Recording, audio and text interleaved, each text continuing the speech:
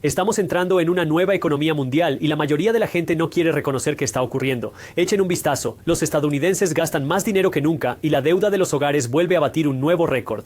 Pero no se trata solo de los consumidores. La deuda corporativa en Estados Unidos acaba de alcanzar un nuevo récord y nuestra deuda nacional también está batiendo nuevos récords cada día. Al mismo tiempo, los inversores de todo el mundo han estado invirtiendo su dinero en oro físico, haciendo que los precios del oro se disparen a nuevos máximos históricos. ¿Qué significa todo esto? Algunos inversores están preocupados por la economía y han abandonado las acciones. Otros han comprado oro y otros se preguntan si el dólar estadounidense está en peligro. Permítame que se lo explique. El dólar estadounidense es la moneda oficial de Estados Unidos, pero no es solo Estados Unidos quien utiliza el dólar. También es la moneda de reserva del mundo, lo que significa que otros países lo utilizan para el comercio y las inversiones y otros ahorros. Esto significa que el dólar estadounidense es la moneda más fiable del planeta, pero solo ha sido así durante menos de 100 años. El dólar estadounidense se convirtió en la moneda de reserva mundial después de la Segunda Guerra Mundial. Ese es el año del año para todos los que no estudian historia. Y la ventaja de ser la moneda de reserva mundial es que el petróleo se cotiza en dólares. El mundo cotiza el oro en dólares.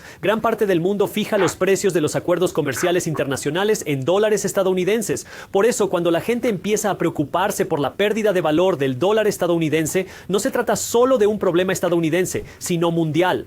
Pero vayamos un paso más allá. Ahora que entienden el dólar estadounidense, hablemos de la deuda. Más concretamente, de nuestra deuda nacional. Usted puede pedir un préstamo para comprar una casa o un coche y el gobierno de Estados Unidos funciona de la misma manera. El gobierno de Estados Unidos ha estado pidiendo dinero prestado para pagar cosas para las que simplemente no tiene dinero. Eso incluye el ejército, la sanidad, las infraestructuras, los programas sociales. Así que el gobierno de Estados Unidos tiene todos estos gastos que sigue pagando día tras día, pero ¿cómo genera dinero?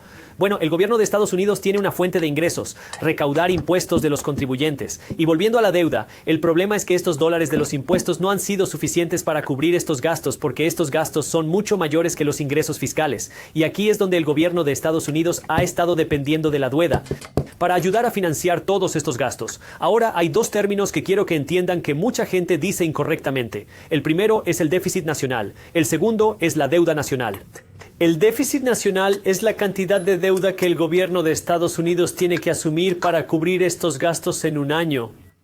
Así que si el gobierno de Estados Unidos tiene $1 billón adicionales de gastos que gastan más allá de lo que generan en impuestos, ese $1 billón es el déficit nacional. Eso es gasto deficitario porque es lo que el gobierno de Estados Unidos gastó en un año por encima de lo que generó en impuestos. Pero cuando se acumulan todos estos años de déficit nacional, eso se convierte en una deuda nacional que el gobierno de Estados Unidos aún no ha pagado.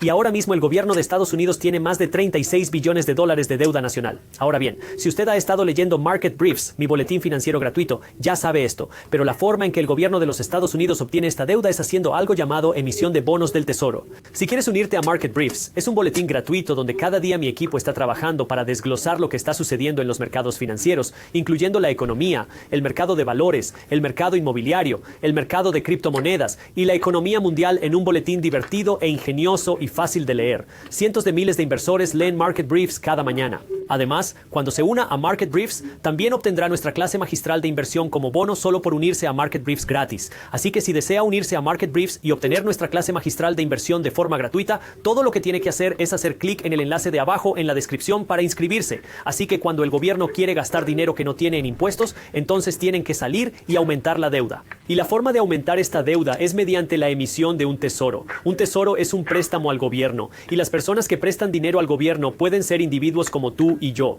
Podemos prestar dinero al gobierno de los Estados Unidos. Pueden ser corporaciones dentro de los Estados Unidos. Podrían ser grandes países como China y Japón, que son algunos de los mayores prestamistas del gobierno de Estados Unidos. Y también puede ser el Banco de la Reserva Federal, que es un banco central aquí en los Estados Unidos, porque cuando todo lo demás falla, el Banco de la Reserva Federal tiene la capacidad de imprimir dinero y prestarlo a los Estados Unidos, lo que da a los Estados Unidos esencialmente un poder de gasto ilimitado, debido a que el Banco de la Reserva Federal solo puede golpear la impresora de dinero e imprimir una cantidad ilimitada de dinero.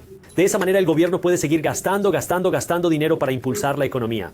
Pero todo esto tiene una consecuencia, y esta es la razón por la que los niveles de deuda en Estados Unidos han ido creciendo año tras año, tras año, tras año, porque el gobierno de Estados Unidos sigue gastando más dinero del que genera con los impuestos. Es algo así como gastar más dinero del que ganas con tu trabajo, excepto que ahora estás financiando tu Amex a través de tu Visa y tu Mastercard. Entonces, ¿qué está causando que este problema de la deuda realmente se salga de control? Bueno, hay 5 puntos que quiero que entiendas, empezando por el número 1, el más obvio. El gobierno de los Estados Unidos está gastando más dinero del que ingresa por impuestos. En los primeros 4 meses de 25, el gobierno de Estados Unidos gastó 838 mil millones de dólares que no tenía, lo que significa que gastó más de lo que generó de impuestos. Y toda esta acumulación de deuda está conduciendo al segundo problema, que es que los pagos de intereses se están volviendo muy caros. Ahora que tenemos una deuda nacional tan grande, el gobierno de Estados Unidos tiene que pagar intereses por toda esta deuda. Una vez más, ¿quiénes son los prestatarios de estos tesoros? Bueno, es la gente común, tú y yo, son las corporaciones, son los grandes países y es el Banco de la Reserva Federal.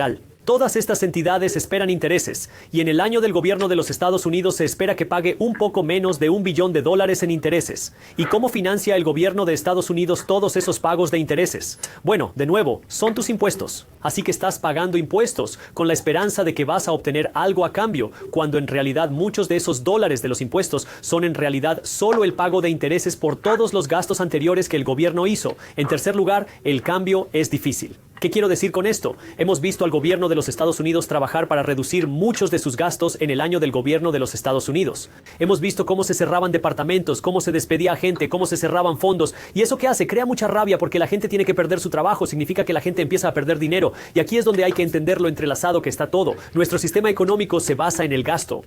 Cuanto más dinero gastas, más dinero ganan otros. Chipotle no quiere que entres, mires su menú y te vayas. Quieren que entres, mires su menú, compres un bol, más el guacamole extra, más una bebida, porque así es como van a seguir funcionando. Bueno, el mayor gastador en nuestra economía no es Chipotle, no es Jeff Bezos, no es Apple, es el gobierno de los Estados Unidos. Y cuando el gobierno de los Estados Unidos empieza a ralentizar sus gastos, empieza a despedir gente, empieza a recortar fondos, empieza a cancelar contratos, a contratistas. Bueno, esas también son personas y empresas que están perdiendo en ingresos. Eso permite que el gobierno tenga menos gastos, de modo que puede tener un presupuesto más equilibrado, pero a costa de que alguien no gane dinero. Aquí es donde, de nuevo, la reforma es difícil. Por no mencionar que también tenemos una situación ahora mismo en la que estamos viendo cómo se recortan los gastos a la vez que se recortan los impuestos. Cuando en realidad, si quieres tener un presupuesto equilibrado, tienes que gastar menos de lo que generas. Ahora bien, no creo que mucha gente quiera pagar más dinero en impuestos. Pero si quieres que el gobierno tenga un presupuesto equilibrado, eso significa que el gobierno va a tener que recortar gastos. Eso significa que la gente tendría que perder sus puestos de trabajo. Las empresas tendrían que perder contratos y otras industrias tendrían que perder financiación pagada por el gobierno de Estados Unidos. Y si eso ocurriera, algunas personas van a perder ingresos. Las empresas perderán ingresos y la economía se ralentizará, lo cual implica una reducción en el gasto. Sin embargo, si el gobierno busca tener un presupuesto equilibrado y evitar seguir endeudándose, es necesario realizar cambios. Esto implica aumentar los impuestos, reducir los gastos o aplicar ambas medidas, ya que todas tienen un costo. Cada decisión tiene un costo, incluso la falta de decisión, como hemos visto en los últimos años y décadas con el aumento del gasto gubernamental. Esto significa que cada vez más personas dependen del gobierno y por lo tanto se requiere cada vez más dinero de impuestos para mantener ese nivel de gasto. A corto plazo puede ser beneficioso para la economía, ya que más personas tienen capacidad de gasto e ingresos. Pero entonces la consecuencia es que cuando sigues gastando dinero que no tienes, el gobierno tiene que endeudarse más y más. Lo que también empeora el problema de la inflación, porque recuerden, inflación viene de la palabra inflar. ¿Qué inflas cuando tienes inflación? Estás inflando la oferta monetaria, estás aumentando la cantidad de dólares que hay, así que cuando el gobierno tiene que salir y pedir prestado este dinero al Banco de la Reserva Federal, este dinero se crea de la nada, más dólares están entrando en el sistema económico, el valor de cada dólar individual baja, el estadounidense promedio se empobrece porque los $1,000 que tienes en tu cuenta de ahorros no pueden comprar tanto, tu salario no puede comprarte tanto porque ahora tienes que gastar más dinero en tu alquiler y tus comestibles. Y ahora el americano medio se vuelve más pobre. Por eso el gasto público deficitario perjudica al ciudadano medio. Vayamos un paso más allá y hablemos de cómo el número 4, COVID, lo empeoró. Durante COVID mucha gente amaba el dinero gratis. A la gente le encantaban los cheques de desempleo, a la gente le encantaban los cheques de estímulo, a las corporaciones les encantaban los grandes rescates, a las corporaciones les encantaban los grandes préstamos PPP. Era un montón de dinero gratis que iba por ahí y a todo el mundo le encantaba cuando estaban recibiendo el dinero gratis. Pero ahora el impacto de todo ese dinero gratis fue, por supuesto, el problema de la inflación que vimos en 20, 20 y 21 y 22 y 23 y 24 e incluso todavía en 25. La gente está sintiendo los impactos de toda esa alta inflación. Así que sí, la impresión de dinero y el gasto es grande cuando está sucediendo, cuando usted está recibiendo ese dinero, pero luego finalmente ese dinero tiene que ser devuelto y o bien va a ser devuelto en forma de impuestos o va a ser devuelto en forma de un impuesto oculto, que es la inflación, y la persona que soporta la mayor carga del impuesto oculto, que es la inflación, es la persona que no entiende cómo funciona la inflación, que es generalmente la persona promedio, porque 2020 a 25 el salario promedio subió alrededor de un 20%. La tasa de inflación reportada fue del 23%, mientras que el mercado de valores subió un 80%. Los inversores que entienden el juego y Wall Street que entienden cómo funciona esto se enriquecieron. La persona promedio se empobreció. Y ahí es donde entender cómo este juego de impresión de dinero, si bien la reforma es muy difícil, cuantas más veces el gobierno gasta dinero que no tiene, más perjudica a la persona promedio. Y una pieza más de este rompecabezas que la gente está empezando a hablar es cómo estamos viendo esta gran parte de nuestra fuerza de trabajo jubilarse. Mientras que hay menos y menos personas que están entrando en la fuerza de trabajo, lo que significa que menos personas están trabajando para generar impuestos para pagar al gobierno, mientras que los gastos no se están desacelerando. Veremos el impacto de cómo se desarrolla realmente en los próximos 10 a 20 años, pero si no empezamos a ver más gente entrando en la fuerza de trabajo con más gente jubilándose, eso podría crear un pequeño problema para el gobierno si los gastos no empiezan a controlarse. Y tú dirás, bueno, Jasprit, yo no trabajo para el gobierno. ¿Cuál es el problema? No dependo de que el gobierno me pague dinero. Bueno, aún así debes prestar atención porque la realidad es que si el gobierno de los Estados Unidos tiene un gran problema de deuda, también encarece tu deuda. Porque cuando el gobierno de los Estados Unidos tiene un problema de deuda y la gente está preocupada por la capacidad del gobierno de los Estados Unidos para pagar su deuda, los tipos de interés suben. Como los rendimientos del tesoro suben por el gobierno, sus tasas hipotecarias suben, sus tasas de préstamos de automóviles suben, sus tasas de tarjetas de crédito suben. Pero eso no es todo. También puede repercutir en tu salario, porque ¿quién más es un gran prestatario en nuestro país? Las empresas. Y las empresas piden dinero prestado a tipos de interés que también están determinados por el rendimiento del tesoro. Así que cuando los rendimientos del tesoro suben porque la gente está preocupada por la deuda nacional, como hemos visto que sucede, eso significa que las empresas tienen que pagar mayores tasas de interés para pedir prestado ese dinero. Entonces las empresas pagan tipos de interés más altos para pedir prestado ese dinero, que puede reducir la rentabilidad de las empresas. Y si las empresas están luchando para aumentar sus beneficios, eso también puede afectar a la hora de conseguir un aumento y a la cuantía del mismo, porque si una empresa tiene mayores beneficios, es más fácil para ellos darte un aumento mayor. Si los beneficios no son tan grandes, no te darán el mismo aumento. Además, la preocupación que la gente tiene que pensar en los próximos 5, 10, 20 años es que si el gobierno sigue pagando más y más de sus impuestos en intereses, eso significa que el gobierno va a tener menos dinero para pagar las escuelas y las carreteras y los hospitales, ya que está utilizando gran parte de estos impuestos para pagar los intereses de sus gastos anteriores en lugar de proporcionar servicios a los ciudadanos de hoy. Y también estamos empezando a ver más inversores que se hacen oír sobre los niveles de deuda nacional del gobierno de Estados Unidos, porque les preocupa que estos niveles de deuda nacional puedan crear problemas más adelante. Podría no ser sostenible, lo que podría crear preocupaciones sobre la gente que invierte su dinero en los Estados Unidos, lo que podría crear más volatilidad en los mercados, como hemos estado viendo suceder, lo que en última instancia significa que el gobierno de Estados Unidos está entre la espada y la pared, que van a tener que centrarse en recortar gastos y recortar o trabajar para aumentar los impuestos. Ambos son dolorosos, pero si el gobierno quiere tener un presupuesto equilibrado, tendrían que reducir gastos, lo que significa despedir a algunas personas. Mientras que también trabajan para generar más dólares de los impuestos, de esa manera pueden ganar más de lo que gastan. Y eso no es algo fácil de hacer porque nadie quiere pagar más dinero en impuestos, nadie quiere ver cómo se despiden departamentos, pero en algún momento el gobierno va a tener que tomar una decisión sobre cómo va a gestionar realmente sus finanzas. Esta es una de las muchas razones por las que más inversores han estado recurriendo a cosas como el oro físico, haciendo que los precios del oro alcancen nuevos máximos históricos, porque los inversores esperan y piensan que el oro les proporcionará más protección contra estas preocupaciones en el futuro, porque el oro ha sido una moneda desde antes de que todos estuviéramos aquí caminando por esta tierra y seguirá siendo una moneda mucho después de que nos hayamos ido también también porque es una forma de dinero duro y no se puede inflar el oro físico de la manera que se puede hacer con los dólares de papel.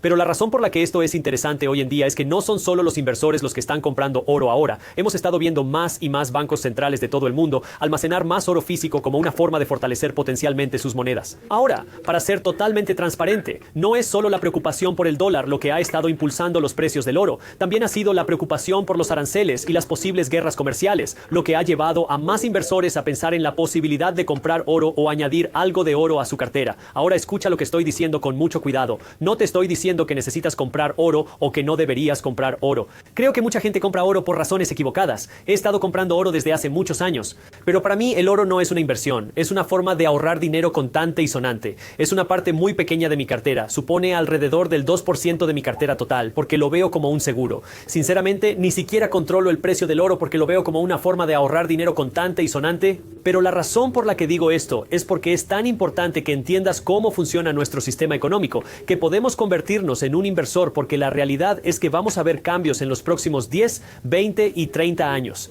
Y las personas que entienden esto van a ser capaces de construir riqueza, mientras que todos los demás van a ser sorprendidos y van a enojarse y van a perder y quedarse atrás. ¿Y cómo se hace eso? Bueno, esto significa que tienes que convertirte en un inversor. Y hay muchas maneras de invertir tu dinero, pero al final del día, tener un montón de dinero en efectivo es bueno cuando los mercados bajan. Pero no es bueno a largo plazo porque sabemos que cuando te preocupa la inflación, el valor de tu moneda baja. Mientras que cuando posees activos, estos pueden ser protegidos. Así que usted quiere ser dueño de activos fuertes, ya sea bienes raíces, ya sea acciones, ya sea empresas, ya sea oro físico. Tal vez algunas personas es cryptocurrencies, lo que estos activos son. Usted quiere ser dueño de activos reales que le puede dar un retorno de su dinero en lugar de simplemente poseer una moneda. Ahora bien, hay un momento y un lugar para ahorrar dinero. ¿Quieres ahorrar dinero para una emergencia? ¿Quieres ahorrar dinero para comprar una gran compra como una casa o un coche o un buen reloj o unas vacaciones? ¿Y quieres ahorrar dinero para comprar una inversión, pero no quieres ahorrar todo tu dinero solo para ahorrarlo? Sí, eso podría haber funcionado hace 50 años en la época de tus padres y abuelos, pero hoy quieres hacer algo más que ahorrar dinero. Tienes que convertirte en inversor para poder ganar en el sistema, porque no sabemos lo que va a pasar. Sabemos que nuestra economía está cambiando, sabemos que toda la economía mundial está cambiando y mucha gente quiere ignorarlo. Bueno, podrías hacer eso, pero luego no te quejes si no estás en el lado ganador cuando las cosas suceden y es por eso que necesitas convertirte en un inversor. Y también sabemos, si nos fijamos en la historia, que las divisas pueden subir y bajar y uno siempre quiere ser capaz de protegerse pase lo que pase.